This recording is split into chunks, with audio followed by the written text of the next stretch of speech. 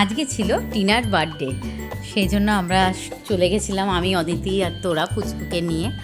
কেকটা কিন্তু অসাধারণ দেখতে ছিল। ওই যে কোনায় দাঁড়িয়ে, ওই যে কোনায় বসে আছে একদম কর্নারে, ওটা হচ্ছে টিনা।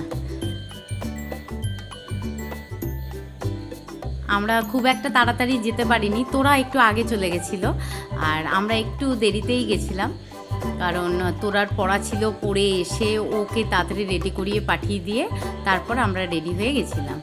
এই দেখো টিনা কিন্তু কেক কাটা শুরু করে দিয়েছিল, আর ওই ড্রেসটা যেটা পরেছিল অসাধারণ দেখতে ছিল, আর ওকে পরেও খুব সুন্দর লাগছিল।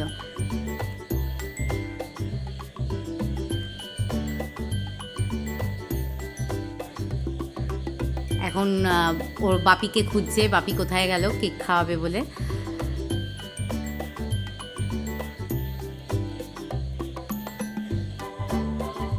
সব বন্ধুরা একসাথে হলে যা করতে থাকে, মাথা খারাপ করা, কিছুতেই খেতে বসবে না।